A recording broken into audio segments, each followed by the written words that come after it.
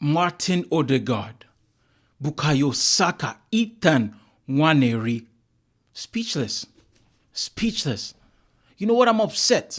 I'm upset at the Arsenal fans who felt it was easy for us to replace Odegaard. Nah, you should have somebody. We have people. We just don't have anybody with the silk of Odegaard. We don't. Yes, you say Nwaneri, and this is the only thing I'll give you guys. I'll give this to all the Arsenal fans who criticize Arteta for not playing Nwaneri more. I was one of them. Nwaneri seems to have something special as well. But he's young. Relax, we're there. I'm upset at the Arsenal fans who talk about us not being able to play well, who act like we've not had any good games this season, who can't see the vision that Arteta is seeing. You can't see what we're building.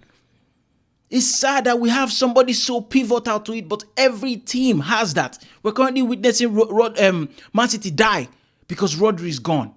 Every team has that one player that is so special that everything will revolve around him. And Martin Odegaard is the clear example. You try to press him hard. You can't. CNN reporters cannot press Martin Odegaard. He's that good. He's quality. Look at him today.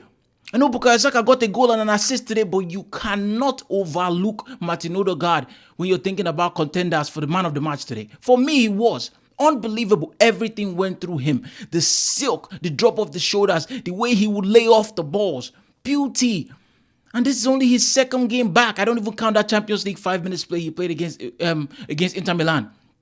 He's so good. And we are so good. I want to highlight two moments in this game that filled me with joy, that showed me what Arteta talks about.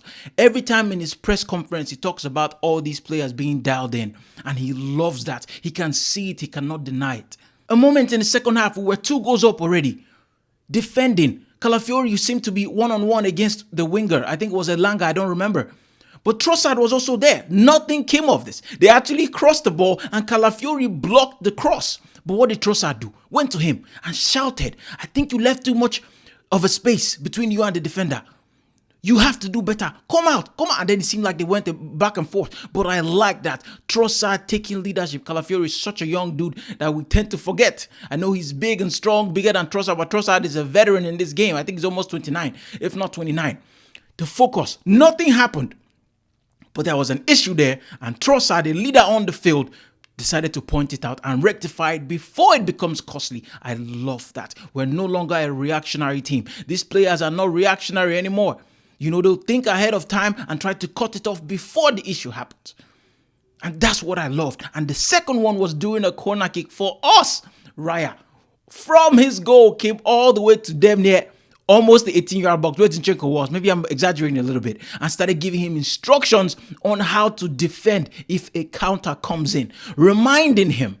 I'm not saying Zinchenko needed reminding, but Raya is so dialed in that he's seeing the future, seeing any issues that can arise before it does and tries to rectify it. This is glorious. It is great to see my boy so dialed in. It is good. I'm happy. I'm very pleased with Mikel Arteta and every single player at Arsenal. Today we kept a clean sheet for the first time in like 50 years. It felt like that, but today we had a quality team that was dialed in, and we had our Mr. Man who presses first, Odegaard. We had our leader in there just orchestrating the whole play. It's beautiful to see. People were complaining, Jorginho coming in over Thomas Partey. We have Champions League. We have so many games coming up. We have to save some players when we can. Jorginho debuted perfectly in the midfield. I was a little upset because he felt like he was throwing himself and just not winning any fouls. But he did his thing. He's very good on the ball. Merino as well. You know, he's such a baller. In my country, Nigeria, we'll call him senior man. Senior man, the way he plays, never gives the ball away. And he's under pressure, he's cool. Cool under pressure. Mr. Merino, Arteta knew what he was doing when he signed that man. We have our Saka replacement, guys. We do. I trust Merino completely on and off the ball. He seems like a solid player. Timber did his thing at right back today. We know we had the terrible news that Ben White is out for a long time. Hopefully he's back before the season ends. But when Mikel Arteta says a couple months, that's a lot of months, you know. But we did well today, and I'm so pleased with the performance. I'm going to force a negative on this, and I say force because I don't know if this is fair for me to say, but Gabriel Jesus, man. Gabriel Jesus, 90 minutes today. Did he really show anything? It pains me. It pains me. I don't know if it's because he's been on the bench, lack of proper game time, lack of trust placed in him by ARTETA. I'm not blaming ARTETA. I'm just saying what it seems like. And this is what is being transmitted to Jesus. He's forgetting who he is. He just seems like he was just thrown on the field today. I can't even imagine. I can't remember any moment where he actually did anything spectacular or added to play. Yeah, he made runs, but he didn't really do much today. I expected somebody who doesn't get too many chances to force more, to try to get on the ball more, to try to show that he needs to get more time. But he didn't do that today, and I feel like I keep saying this every time he comes on. But somebody who did, though, was Raheem Sterling getting an assist. Had like 10 minutes of play today with my boy, Nwaneri, who seems so hungry. Who's like, I'm here. Yes, I might be 17, but I'm here for a reason. Let me show you what I can do. And he came on and he expressed himself. I feel like he's ready, ARTETA. But the problem is Odegaard is back now, so just keep giving him these cameos until we need him again.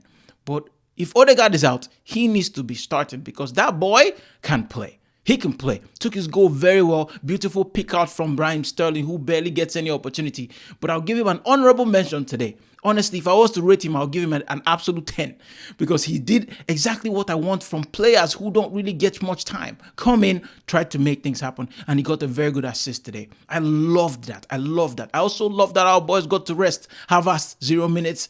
Martinelli, 0 minutes. I love it. You know, I love it. I wish you could rest more, but that's not the nature of football. We still have to create a balance in the starting lineup while resting players. But it was a good game, man. It was a good game. And I'll end with Bukayo Saka and all the comparisons. Oh, Palmer this, Foden that. I'm sick of it, man. I'm sick of it. Mr. Effective, Mr. Always Deliver, Mr. Never Let You Down, Mr. Never Let Club or Country Down, Mr. Reliable, Bukayo Saka, my son. Every time he shows me why I should back him, why I should keep having faith in him. He understands the assignment incredibly well. Look at that goal, man. I was screaming, pass, people are open, but he said, nah, I got this. Relax. Bang! No goalkeeper is stopping that. The fake people are saying he didn't really do anything, was terrible defending.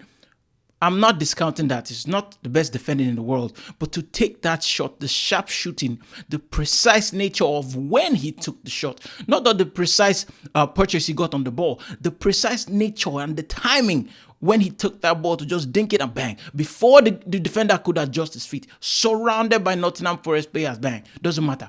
This is a team that beat Liverpool away. Remember, they're the only team to beat Liverpool in Anfield this season. So there are no slouches. They had a terrible game last game where they lost.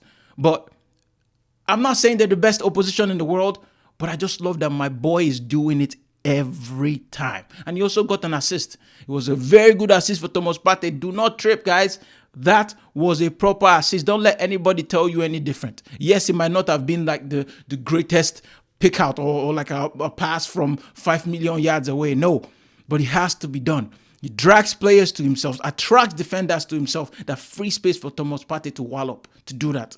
It's a collector's item. He only does this like once in 2 seasons or once every season if we're lucky. But I'll take it. My Ghanaian brother delivering again. I think Thomas Partey is having one of his best seasons for us. Yes, results have not gone our way, but his performances have been to a level, and it has been to a very decent level and consistently, which is more important. Happy for our defenders. You can see the desperation for that clean sheet, and we got it done today. Let us grow from this. Let this be a stepping stone that will just propel us to keep doing what we need to do to get Liverpool down, to get ahead of Liverpool, to get ahead of Man City. It's halftime right now. Man City losing to Tottenham. I love Spurs. I'll make another video for that. This is about Arsenal and how incredibly we're doing so far. I love us. Keep the faith, guys. Do not fall for all these traps to be negative. Do not do that. We're in this title race. Let me know your thoughts in the comment section. If you're new, please consider subscribing. It truly, truly helps me out. Take care. God bless. Peace.